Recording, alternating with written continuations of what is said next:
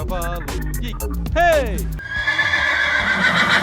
Fala galera nerd, beleza? Cavalo aqui com vocês. E cara, pega essa, as 3 maiores equipes da Marvel vão entrar em guerra. Pô, e você não vai querer perder essa, vai? Então segura aí que eu vou te contar tudo que está por trás desse conflito aí de proporção épica.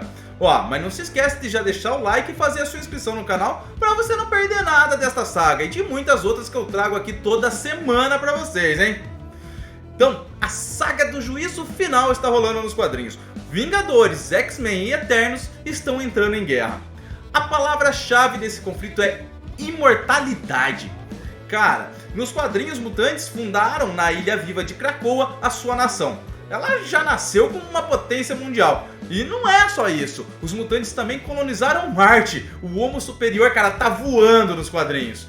Só que eles estão também escondendo um segredo, viu? E esse segredo é que eles conseguiram uma maneira de ficar imortal.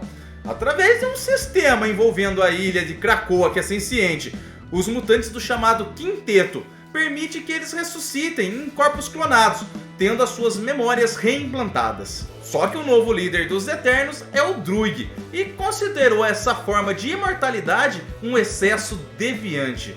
Cara, eu vou explicar isso aí pra vocês. Os Eternos, eles são uma raça criada há muito tempo pelos Celestiais, que são deuses cósmicos, com o objetivo de proteger os mesmos. Mas nessas experiências dos Celestiais acabaram criando a raça falha dos Deviantes. Assim, os Celestiais incumbiram os Eternos de proteger a Terra do excesso deviante. Há algum tempo foi revelado que a imortalidade dos Eternos tinha um preço. Cada vez que um deles morria, para ressuscitar, drenava a energia de um humano aleatório que acabava falecendo aí no mundo. Ah, isso deixou alguns Eternos muito mal. Eles acabaram até se desvinculando da sua sociedade, tentando achar um modo de vida para além da sua programação genética. Alguns foram até viver com os deviantes que caçavam. A grande questão é que os Eternos seguem à risca a sua programação genética, que é proteger os Celestiais, proteger a máquina, que seria a Terra, e corrigir o excesso deviante. A programação é mais forte do que a vontade deles, mas alguns estão em conflito, pois entendem que proteger a máquina, a Terra e os humanos que vivem nela significa também que não podem simplesmente aceitar que uma pessoa aleatória morra para que eles ressuscitem. E perante tudo isso, Druig, agora o então Eterno Primordial, decide que a imortalidade adquirida dos mutantes é um excesso deviante e decide erradicar eles da Terra. O plano? Cara, colocar uma bomba de antimatéria embaixo da ilha de Krakoa, para assim não deixar rastros do ataque. Enquanto isso, 2 dos Eternos, a Jaque e a Makkaren, elas sequestram de Krakoa o geneticista mutante e o Senhor Sinistro. Elas têm um plano de criar um novo Celestial, pois apenas um deus pode reescrever as escrituras sagradas para dar um fim nessa guerra que está se iniciando. Quanto à imortalidade dos X-Men recém-adquirida, como eu disse, depende dos 5, que é formado por tempos, ovos, Proteus, Esperança e Elixir. E também depende da Ilha Viva ali de Krakoa, todos juntos. A coisa, ela fica feia quando o mundo descobre que os mutantes estavam ressuscitando. E isso aumentou mais ainda o ódio por mutantes, pois os humanos comuns ficaram irritados com isso, com até uma inveja crescente. Os Vingadores perceberam que uma guerra estava aí para estourar entre os Eternos e o X-Men, pois o Tony Stark ele já vinha monitorando os Eternos, desde uma última saga onde o Thanos estava ali controlando eles. Tony então prepara uma armadilha para capturar Cersei, que já foi até uma Vingadora, para poder interrogá-la. Mas ele descobre que os Eternos não são uma equipe, mas sim uma sociedade, e alguns, incluindo ela, se distanciou da sua sociedade, e que ela nem sabe que uma guerra está implodindo. Lá na ilha de Krakoa, Sina, uma mutante com dons de visão, percebe que a guerra está se aproximando e que vai ser contra os Eternos. E ela manda mensageiros para Marte no Conselho do Grande Anel e para Krakoa ali mesmo no Conselho Silencioso, onde tem os maiores telepatas mutantes. O Druig, ele usa metade de suas forças dedicadas formando uma Unimente, onde vários Eternos eles se unem, ampliando seus poderes, para poder atacar esse Conselho Silencioso, porque é onde estão os telepatas mais perigosos, né? E é o corpo regente de Krakoa. E então, ali, de surpresa, o conselho é pego em uma guerra psíquica. Os mutantes na ilha percebem que um conselho está sendo atacado, e eles se prontificam a ajudar. Mas nesse instante, a ilha é invadida por Eternos usando armaduras de guerra, e se inicia uma batalha em Krakoa. Claro que esse ataque não é em vão não, tem um plano aí por trás, porque enquanto o Conselho está sendo atacado pela Unimente e toda a ilha pelas forças de guerra dos Eternos, existe uma Eterno chamada Valete de Espadas, que consegue ficar invisível de forma indetectável. E ela tá na ilha com uma missão: assassinar o Quinteto, pois assim Krakoa cairia e sem o Quinteto não poderiam mais fazer a ressurreição desses mutantes. Valete de Espadas ela consegue matar Ovo e segue no encalço de esperança, mas o Wolverine a percebe e acerta ela com as suas garras. Ela fica surpresa por ter sido rastreada, né? E o Wolverine afirma que não a rastreou não, ele sentiu foi o cheiro de sangue do ovo que estava na adaga invisível dela.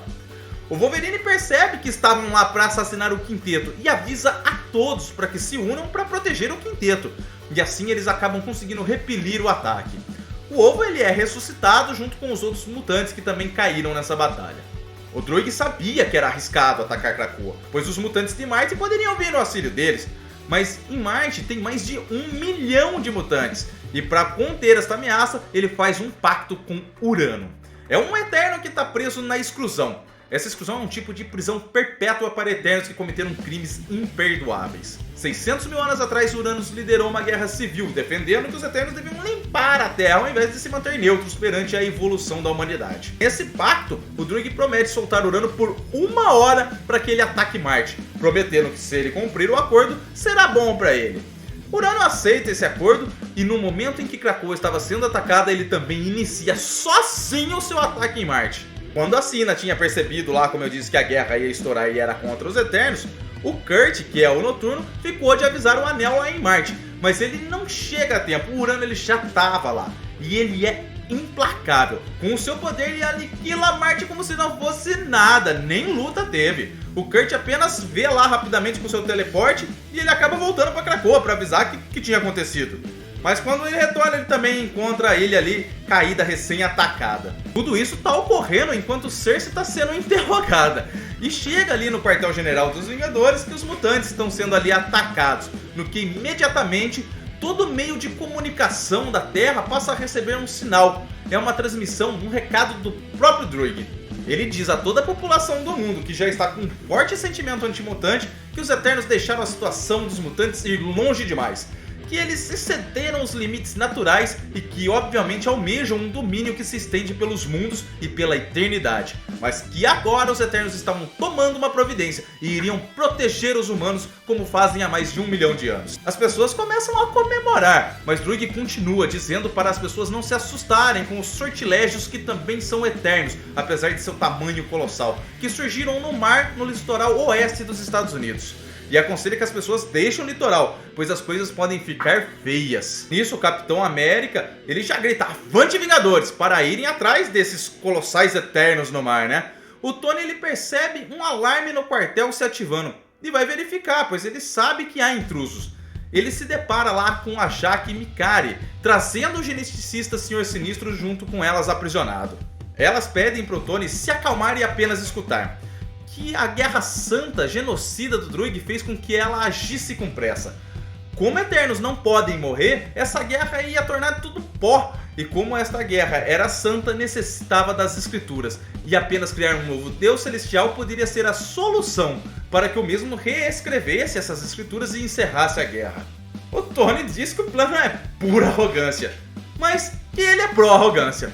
Mas ele questiona, como que a gente vai fazer um Deus em poucas horas? A Jaque diz pra Tony olhar em volta, pois tem tudo de que precisam, uma vez que o quartel-general dos Vingadores fica dentro de um corpo de um celestial que tombou já aí há algum tempo em outras sagas anteriores. Lá em Krakoa, a luta ela tá frenética contra os sortilégios eternos, que atacam a ilha ferozmente. Os sortilégios eles foram criados como armas de último recurso. Cada um deles tem uma força relacionada com o seu elemento eterno. E tem uma força física destrutiva, além de serem hermeticamente isolados e do tamanho de arranha-céus. Eles ficavam ali presos no arsenal particular de Uranus. Os Vingadores chegam a Krakoa e se unem à luta. Alguns mutantes, como Exodus, acham um absurdo e quer que eles se retirem. Afinal, Vingadores e mutantes já tiveram aí suas desavenças e lutas, mas outros ali agradecem a sua presença.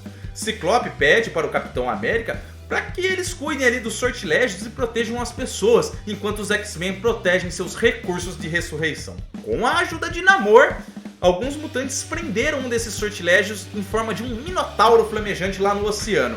E atacando, eles acabaram enfraquecendo a sua blindagem.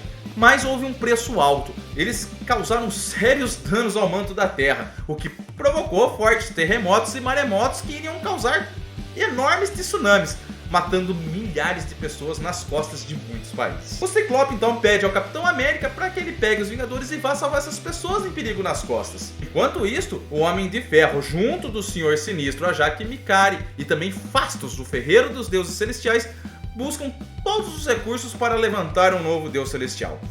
Eles recolhem a Digital da Justiça deixada pelo Celestial Aishan, que foi o primeiro Celestial que caiu na Terra, e o seu polegar é o polegar do julgamento. Recolhem também o Coração de um Sonho, deixado pela detonação do Celestial Sonhador, que foi subvertido pelo Senhor Sinistro também em outra saga. No Abismo Assombrado, em Lemúria, que é o lar dos Deviantes, Cersei e outros Eternos, contrário a Drug, coletam o testemunho dos massacrados, mas sabem que isso não é tudo. Eles querem um deus à sua imagem, que seja melhor, e usam Tony Stark como uma planta para fazer o sistema nervoso do novo deus celestial. A luta lá em Krakoa continua intensa. Aquele sortilégio que tinha recebido dano e teve a sua blindagem rompida começa a cambalear, e os seus pensamentos vazam. Assim, aqueles com poderes psíquicos podem ouvir os seus pensamentos. O Exodus aproveita para entrar na blindagem e se explodir dentro do sortilégio e assim explodi-la também. Só que no processo ele escuta o sortilégio Eterno implorando para que ele não faça isso. Mas nem dá tempo, tanto o mutante quanto o Eterno eles se vão em uma explosão monumental. Só que o Exodus é ressuscitado, assim como outros mutantes que também tombaram. Só que o sortilégio também, Eternos não morrem, com a diferença que tem um preço, né? A máquina, que é a Terra, ela tira uma vida de um humano aleatório para que essa energia ressuscite o Eterno. O sortilégio Eterno, tombado por Exodus, ele salta de um portal em direção a Krakoa, pronto para destruir a ilha agora. Quando escuta uma voz, na verdade todo mundo escuta essa voz. A voz manda que todos parem e continua se dirigindo a todo o povo da Terra, dizendo que o povo ele era birrento, cruel, implacável um com os outros. E que não havia opção, o juízo final chegou, que todos teriam 24 horas para se justificarem, seriam julgados individualmente e também no coletivo. E se existissem mais justos do que ímpios, viveriam. Se forem indignos, não haverá amanhã. Stark, Mikari, Ajak e Phastos tiveram sucesso em levantar um novo Deus Celestial. Mas será que é isso que eles esperavam? Com certeza isso vai abalar toda a estrutura nos quadrinhos da Marvel. Será que o povo na Terra vai conseguir se salvar do juízo final? Se você tá curioso, se inscreve no canal que eu vou trazer tudo pra vocês, viu? Mas por hoje eu vou ficando por aqui. Um grande abraço do Cavalo e até a próxima!